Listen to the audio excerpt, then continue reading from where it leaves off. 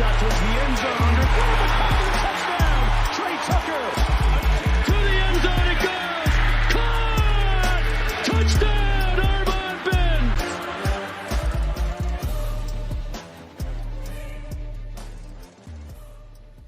Bearcat Blitz rolling into another show here on the Believe Network. I'm your host, Russ Heltman of Cincinnati Bearcats on SI. Check us out on si.com/college/Cincinnati, and joined by my co-host Neil Meyer of Cincinnati Rivals, the front office news.com. Check them out there. All the great work they're doing on the Rivals side of things. Plenty to discuss on this opening of the week show here across Bearcat Blitz. Cincinnati, unfortunately, my prediction came true from the closing show last week. First time I picked against the Bearcats this season, results in a loss for Cincinnati, 34-23. They couldn't quite get to that 30-point threshold that I predicted, but that Colorado offense sure did. And we'll discuss that across the opening two-thirds of the show. Plus, Neil back from his travels to Kansas City, back from his travels to Big 12 Media Days, and we will be getting his kind of thoughts on the whole shebang,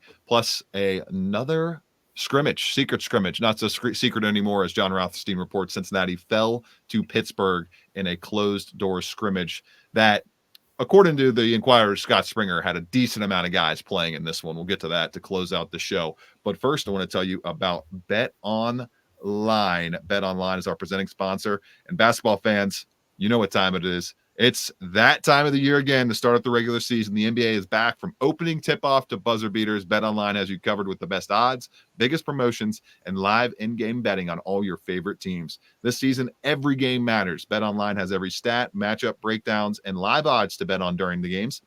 And it's not just the NBA. BetOnline has odds on everything from football, MLB playoffs, NHL, to political props.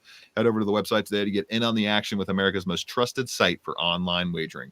Bet Online, the game starts here. Neil, 34-23 loss. Cincinnati suffers at the hands of Deion Sanders, his son Shedeur, who balled out in this one like he has throughout the season, and the best college football player in the nation. I feel pretty confident in saying that after what we saw from Travis Hunter, where he had a career-high 4 pass breakups, had a couple of tackles, and then played the entire rest of the game on the other side of the ball offensively by leading the team with 9 catches, leading the team with 153 receiving yards, and leading the team with their 2 passing touchdowns through the air. Neil, this was as definitive as it gets when we think about talent and high-end talent being able to overcome a solid program in the Cincinnati Bearcats. Offensively, Colorado did basically whatever they wanted through the air against UC.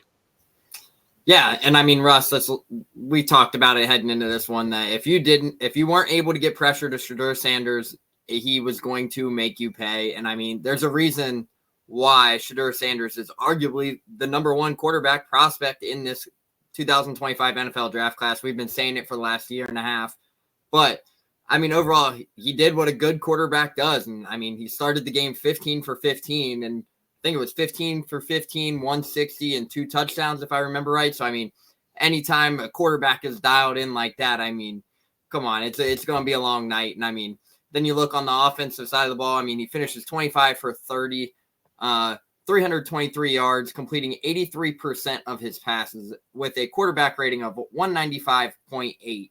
So, overall, a big day for Shedeur Sanders, but Russ, I'm gonna lay it out right now. Travis Hunter should be your favorite for the Heisman right now. Over Genty. Wow. See, I would still give it to Genty because of his gaudy numbers, but there's a strong case for Hunter. I would not have any qualms with Hunter getting the Heisman Trophy award. I'm there with it. I'm all on the Ashton Genty train, but I mean, after what Travis Hunter did Saturday night, I mean, people have to kind of put it into reflection. I mean, he played 100 level of competition as well. It's crazy what he's doing, man. It's absurd. He played 150 snaps, finished not only a career high 4 pass breakups, but Russ, on the offensive side of the ball, he puts up a career high 153 and 2 touchdowns.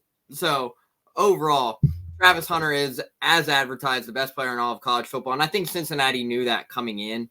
Everybody kind of already knew what Travis Hunter would be like. And I mean, Russ, on the first touchdown by Jordan, or where he beat Jordan Robinson, I mean, look at the route running. I mean, Jordan Robinson couldn't have really done much when he got off the line like that. So, I mean, overall, Travis Hunter continued to prove why he is one of the best athletes in the world. I don't even know how to describe it, Russ. Like, it outside of athlete, that's the best way to describe it. But overall, it's just like it just sounds like numbers. We're just throwing out numbers. He played 151 snaps. He played the whole game, led the team in both. Like, just stop and think about that for a second. Whether you're just in traffic right now, in your car, if you're in somewhere where you can close your eyes and just think about how difficult it is to play cornerback or wide receiver on its own at the highest levels of the sport of football.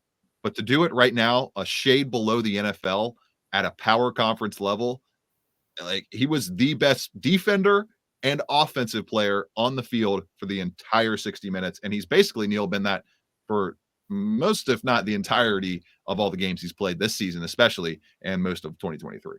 Yeah, he's been that kind of player since he stepped foot at Jackson State 3 years ago. So, I mean, overall, I mean, Russ, Deion Sanders was not wrong when he said that this Colorado team will have 2 top 5 draft picks. And after Saturday night's performance, it's very, very much like so. Like, we're going to see 2 Buffaloes get their names called in the first 5 picks in the NFL draft. So, overall, Cincinnati knew they had their hands full, but Colorado was doing whatever they wanted on the offensive side of the ball, Russ. And I mean, honestly, Colorado struggled to really run the ball heading into this matchup. And then you look down, you see Isaiah Augustave finished 22 for 91 with the touchdown. DJ Hayden, 10 carries, 36 yards. So not much of a day from DJ Hayden. But overall, Colorado's rushing game really opened things up for Shedeur Sanders to get cooking. I know Cincinnati's defensive front really struggled in terms of getting to the quarterback, not even getting a hurry or a pressure on Shedeur Sanders. They finished with just 1 sack, which came from Jared Bartlett on the second drive of the game. But you only have 3 tackles for loss, and you only have 1 breakup and 1 quarterback hurry. And the 1 quarterback hurry came from Brian Sims. So overall, it was just an all-out game from Colorado's offensive side. Jordan Seaton continued to show why he is one of the best offensive linemen in the country as well. But look at how they played Dante Corleone for a couple of people too. I'm not sure if people follow our good friend Keith Jenkins on X or Twitter, whatever. Some people might heavy double teams on Dante, who still had a solid game. I mean, Dante was the 4th highest graded player for Cincinnati defensively, 67.8 overall according to PFF across 47 snaps. So he was out there a lot on Saturday. Yeah. And, I mean, he was facing double teams just about the whole game right off the rip. So, to think about that, I mean, guys, the video that I'm referencing that Keith played, the double team came and put Dante on the ground. Dante don't get pushed on the ground like that. So, that says anything to what Colorado's offensive line was able to get done on Saturday night. They were able to really contain and give Shedeur Sanders a lot of time. And I think that was the difference maker, Russ. I mean, there was times where he had 4 or 5 seconds to throw the ball. So until you can get the pressure upfield and you give a talented quarterback like that much time in the pocket, he'll make you pay. And I mean, Russ, we think about it. Colorado's offense, everyone knows they like to spread it out. That wide receiver core might be the quickest wide receiver core in the country when fully healthy.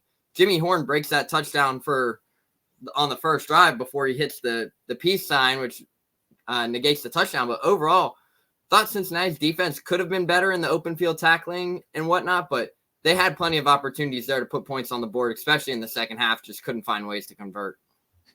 Neil, could have been better in the open field tackling. That is an understatement of the century, I will say. 19. I will repeat it again, people. 19 missed tackles on Saturday night by Cincinnati's outfit. I believe that's a season high, and that's obviously, I talk about that Mendoza line of double-digit missed tackles. You want to keep it under that if you're a unit in the Big 12 this season against all these great tackle breakers across the conference. Cincinnati clearly did not do that well enough with that 19 missed tackle number. The edges did not set the edge well enough. They didn't get pressure on Shedeur Sanders consistently. What'd you mention, Neil? 1 sack, 1 quarterback hit to go with that. Eric Phillips had arguably his worst game as a Bearcat since he became a full-time starter, was the lowest graded player among the 27 defensive players to get a snap in this game, 49.8 overall grade across 48 snaps. He just did not do enough consistently to put enough pressure on Shedeur Sanders. I thought he was okay in that sense when you think about Phillips getting 3 pressures, but he only turned those, Neil, into 1 hit. And it's just a consistent theme for this defensive line. little bit too often throughout this season that's kept them from winning these close games against better teams has been that defensive line kind of breaking down and not necessarily holding the edge, setting the edge, and accompanying Dante Corleone and Cam Rutherford, for that matter, who had a solid game on the interior. The interior played well in this one, but the exterior did not do enough to stymie this Colorado offense, which lit it up. 323 passing yards and another 123 on the ground. They only averaged, Neil, 2.7 yards per carry coming into this game, which I think was 130th nationally. They increased that after this one by just consistently sticking with the run enough to keep Cincinnati honest. And then Tyson Bites defense, just there weren't a lot of answers for them to go to. And all in all, it was pretty succinct from the Colorado outfit offensively. We'll say, Neil, that they did a great job bowing up in the second half. They made some solid adjustments. I will credit Tyson Bite and his staff and the rest of this veteran leadership on this Bearcats defense. Did a solid job in the second half. They did force three punts, a field goal, and a lot of touchdown in the second half. So you got to credit them there. That was good to see them bounce back a little bit. But all in all, it was just 24-14 deficit. Obviously, too much to overcome as we flip to the offensive side of the ball here after a quick break on Bearcat Blitz, recapping the 34-23 loss to Colorado right here on the Believe Network.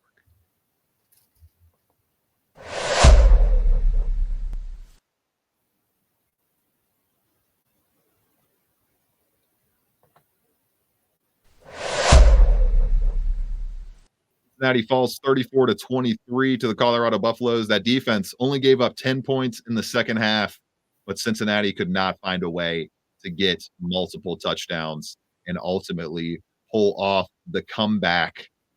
Neil, it feels like we should start right here offensively for Cincinnati. There needs to be a level up from Brendan Sorsby. That's my takeaway from this offensive showing out of Cincinnati. There has to be a next step for the Bearcats passer, who I have praised ad nauseum throughout this season. I think he's been really, really good up until the last couple of weeks, largely due to the outside passing. We're not seeing consistent outside targets getting completed. We're not seeing receivers separating from their respective cornerbacks that they're up against. And this was a tough matchup for Cincinnati on the passing side of things. When you think about Colorado coming into this one, they were, I believe, they were 21st in EPA per drop back allowed, and another top 30 mark, I should say, and drop back success rate are allowed at 28th nationally. So it was a tough test coming in for this wide receiver crew. They didn't do Brendan Sorsby many favors, Neil, but I also don't think Brendan Sorsby did many favors for his receivers. All in all, there needs to be a level up from this entire passing game going forward the rest of the season, the final 4 games, because it's not good enough right now, and it's not consistent enough to be able to take down good teams at the top of this conference. 16-30 mark for Brendan Sorsby, his lowest completion rate or completion mark as a Bearcat so far in his time with Cincinnati. 2 touchdowns, 180 yards. But I would say, Neil, this was his worst game as a Bearcat, despite having no turnovers. It was his least consistent game passing the ball. And outside of Joe Royer and Tony Johnson, nobody else really did him any favors in terms of getting open consistently. And Hendo is a guy I'm looking to right off the rip. He was shut down by Travis Hunter in his snaps against him. And for a guy who wants to play in the NFL at the next level, he did not look like an NFL player going up against an NFL opponent.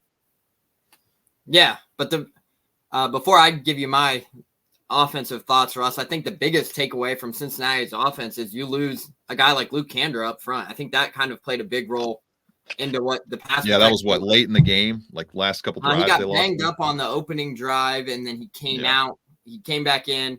Then he got banged up there in the second half, which, according to Dan Horde on the radio call, it sounded like he got carted off, which is never a good sign. Scott Satterfield didn't have an update, but anytime you lose a guy in that veteran experience, the glue basically to the offensive line is Luke Kandra, and everyone kind of knows that. But that's a big injury for Cincinnati. So obviously hope to have a better update as we head into the bye week and then head into West Virginia. Yeah, we're not going to get any official updates. Yeah, probably we're not going to get the official update Tuesday, until Tuesday. Until next week with no press conference tomorrow. But overall, that's a big takeaway. That's a big-time injury blow to an offensive line that everybody was excited for to come back and all fully get healthy. think Russ is only the second or third game that they've all had this season with everyone healthy.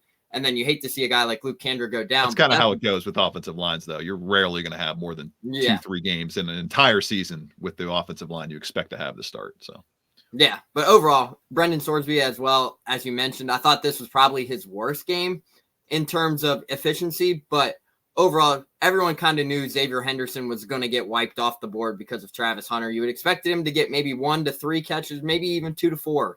But overall, just 1 catch, 11 yards, and it didn't come until late in the fourth quarter. Obviously, Travis Hunter had arguably the best game of his career. But for Cincinnati, they didn't really have much of a offensive firepower outside of Joe Royer and Tony Johnson. And Russ, you and I have mentioned it in recent weeks. Tony Johnson has really stepped in for Cincinnati on the offensive side of the ball, which is a great sight to see. And obviously, Joe Royer is one of the best tight ends in all of college football if you're looking down at the stats and the metrics. And to be honest, Russ, he's only about 8 catches away from tying Travis Kelce's receptions number for most receptions in a season as well. So I expect that to be crushed within the next 2 weeks between Joe Royer, maybe even just versus the West Virginia game. You never know. But overall, Cincinnati just could not get anything going on the offensive side of the ball. You look down, Jamoy Mays only had 3 targets. Xavier Henderson had 6 targets, was only able to haul in 1 of them. Corey Kiner had 4 targets out of the backfield. He brought in all 4. Joe Royer, 4 of 7. Tony Johnson, 4 for 8. So outside of that, not much there. But Russ, I will say the one big play in this game that came on the Cincinnati offensive side of the ball was the screen pass in the early first half to Evan Pryor.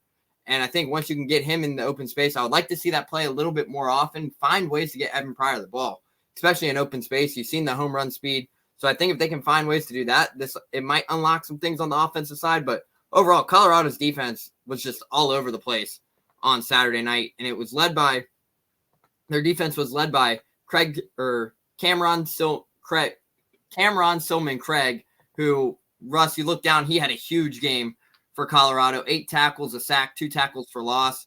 Strong hitting safety. Obviously, he had a couple questionable hits there that probably could have been the targeting late, especially late in the fourth quarter. But overall, Cincinnati's offense has to find a way to kind of bounce back through the bye week and find ways to get this offense back to what we saw the first 4 or 5 weeks, especially heading into a struggling West Virginia team in a game that's a must-win for Cincinnati at Nippert Stadium here next week.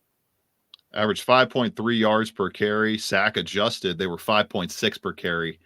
This program should not be putting up less than 25 points in a game where you're average 5.6 yards per carry. And that's just, you can kind of directly, and a lot of that, and some of that running was actually attributed to the issues Brendan Sorsby Neil was having in the pass game. He was dropping his eyes more in this one than I've seen him drop in any other game this season with the Bearcats. He was not going through his progressions as succinctly. And the tape grading matches exactly what my eyes saw. Brendan Sorsby, 3rd worst grade on offense among the 19 players to get a snap in this game. His worst PFF grade in a single game outing at Cincinnati with a 53.7 overall mark. And then Xavier Henderson, his number 1 target in the passing game, right below him with a 52 overall mark. Just probably, you can safely say, the 2 worst games this season that those two have played together. And it came at a rough time for this offense, despite getting it going on the ground. Those issues in the passing game and those performances were unovercomable, not able to be overcome by the Cincinnati Bearcats. We'll see if they can turn it around. I'm not out on Sorsby. I'm not out on Henderson. I think that was a tough matchup on the road in that environment. Will they be able to, Neil, against a West Virginia team that I haven't done a full deep dive on, so I'm not going to talk about their stats or anything to do with their defense right now, but they get 2 weeks to figure this out. Pete Thomas, Scott Satterfield, Brendan Sorsby, 2 weeks to go to the drawing board and try to figure out how they can access the outside deep portions of the field a little bit better and get this passing game back on track. Still plenty of time to figure things out there and ultimately get to the obvious 6-win threshold they're looking for down the stretch. Just need 1 win to get the bowl eligibility. And I think 7-5, if they finish 7-5, Neil, that will be a resounding successful year in 2024 for Scott Satterfield's outfit. Interesting stuff. Speaking of interesting stuff and interesting results this past weekend from a secret scrimmage. We'll get to that to close out the show here as we move to the hoop side of things on Bearcat Blitz.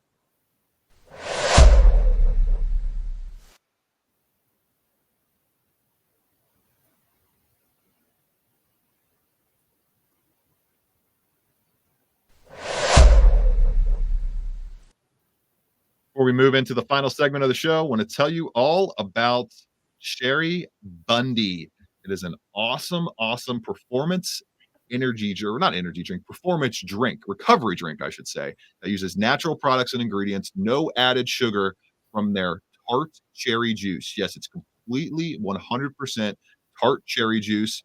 Got about 60 total tart cherries in every bottle of Cherry Bundy. They are one of the highest antioxidant fruit or vegetables in the world. They have natural anti-inflammatory benefits that include reduced soreness, increased recovery after your workouts. They contain naturally occurring melatonin to help improve sleep. I know I've slept a little bit better, fallen asleep a little bit easier since I started drinking Cherry Bundy here. They help support immunity, and they're used by the very best, including your favorite college football and basketball teams, the Cincinnati Bearcats. Football team uses them, and the basketball team uses them. I know Director of Sport Performance on the basketball side of things, Michael Rayfeld, got them ready to roll out after practice for the guys when they are getting ready to recover from those sessions.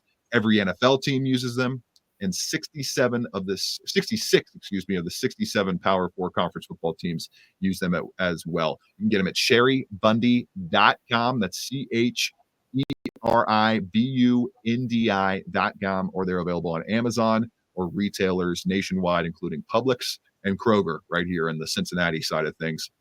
Cherrybundi.com, cherrybundi.com. Go there. I think if it's the best value for your buck, because you can start a subscription service with Cherry Bundy and get a whole bunch of benefits that way and reduce costs for your tart cherry juice. Really cool invention. I'd never heard of this stuff until we started this ad program with Cherry Bundy. I'm really into it though. They've supplied us with a lot of great samples. I've worked it into my my kind of workout routine over the past month or so. I was hesitant. I was like, how does tart cherry juice taste? Is it going to be tasty? Is it going to taste good? It's fantastic. Tastes really good. Tastes like a nice little fruit juice, and you get the benefits from it throughout your day. Have one in the morning to start your day, or have one after your workouts. Cherrybundi.com, cherrybundi.com, or you can get it at Amazon or retailers nationwide. Neil, closing up shop on this week's Bearcat Blitz. Before we get to hoops, real quick, we've got to discuss the sequence at the end of the first half for Cincinnati, where they go for it on fourth down at midfield with the clock running under 1 minute. They have 3 timeouts in their bag, does Scott Satterfield, and he chooses to use none of them, let the play clock continue to run, and they go with a QB draw up the middle, which has worked in multiple times in scenarios this season.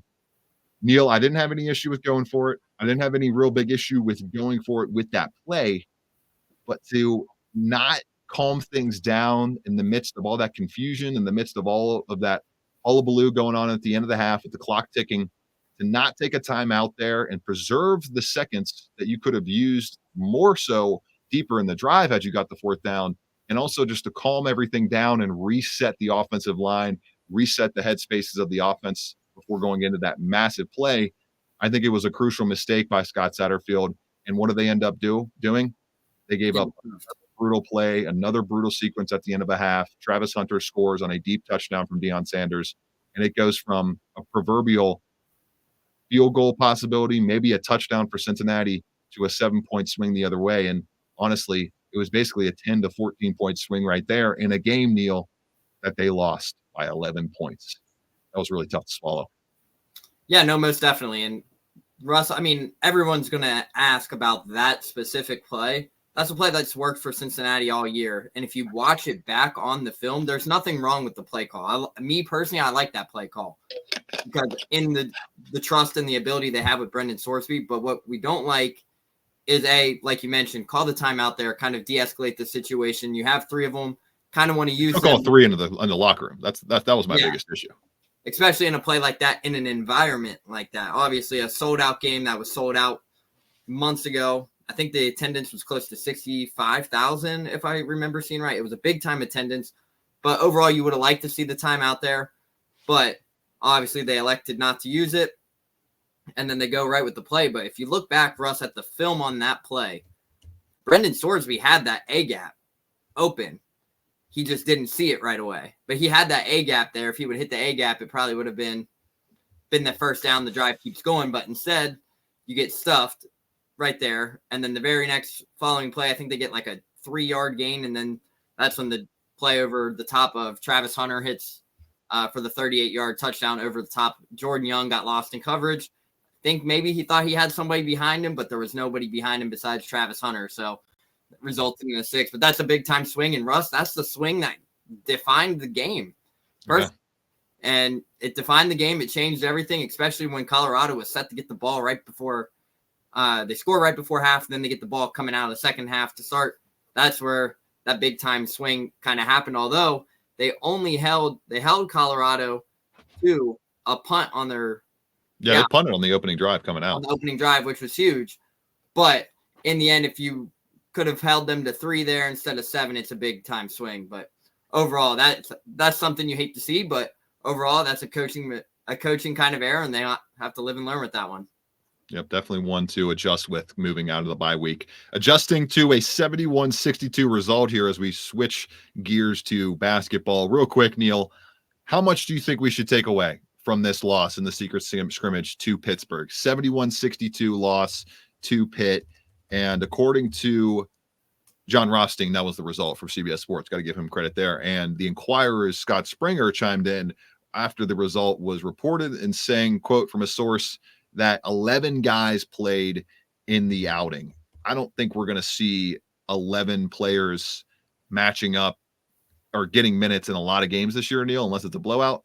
I'm not taking away a lot of this. I think it's just another learning moment. I am not moving off of my ceiling of deep tournament run for Cincinnati just based on this one 71-62 result. And on top of that, Neil, Pittsburgh's a good team, projected to be a good team, at least number 37 on KenPom entering the 2024-25 season, while for reference, Cincinnati is number 17 on KenPom. To me, it feels like another good teaching moment, another good bit of teaching film, and a way to keep this group nice and humble and ready to eat once Arkansas Pine Bluff comes to town next Monday night.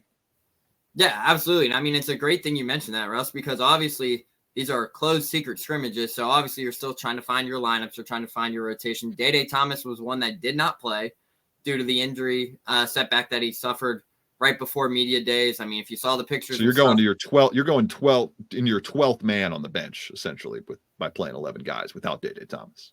Right. So essentially, you look down. Obviously, Wes Miller gave the update on Day at media day, said it was a setback. They don't think it's serious, but they're hoping to have him ready for the opener versus Arkansas Pine Bluff. But it's secret scrimmage, Russ. I mean, you look down at it. They played Purdue a couple years ago, 2 years ago, when they had Landers and the team with Landers, DeJulius, JD, all those guys. They played Purdue and got smoked. And look what happened. They came back. They had a great bounce back year in their final year of the AAC. But, I mean, after a game like Ohio State, it's kind of good to have this game where you go and you lose to a team like Pitt on the road in a secret scrimmage behind closed doors. And everyone's kind of like, oh, well, we just beat the brakes out of Ohio State. Well, it's like, Pitt's going to be a good team, and this is exactly what secret scrimmages are for. And Wes Miller even said it following the Ohio State game, that he wishes the team will come into practice on Sunday, the very next day, mad and frustrated and act like they just got beat by 30. He said they had a good week of practice at media day, but overall, there's not much really to look into it. I think the ceiling for this team is still a Sweet 16 and Elite 8. Everybody knows that. But it's going to be interesting to see how they respond this week in practice following that loss to Pittsburgh. What did they even work on? Were they playing a full game? Exactly. There's a lot of stuff not many people know about what happened. Right. There's just nothing you can really take away ultimately. On top of that, I mean, Neil, they hit. What did they hit? Like nearly 50% of their threes against Ohio State. 54% of their threes versus Ohio State. So there you go. Like maybe they hit 35% in this game, and that's a 20-point swing right there. And that could have been a 20-point swing against Ohio State. And maybe they're missing, we don't even know what those threes look like. Maybe they're missing a lot of open threes. They're getting good shot progression, and it's just not going in the hoop. That can be the sport of basketball sometimes.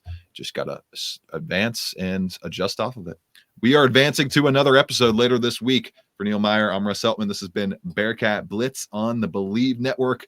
Back at it on Thursday to give a full preview of the 2024-25 basketball season. Yeah, it's going to be a lot of hoops on Thursday as we are in the midst of a football bye week. been a lot of fun on this episode on the Believe Network, wrapping up Bearcat Blitz right now. Thanks for listening, everybody. 6,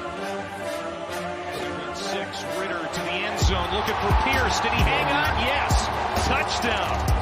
Lean back as I've been around. Here he goes again. Busts free.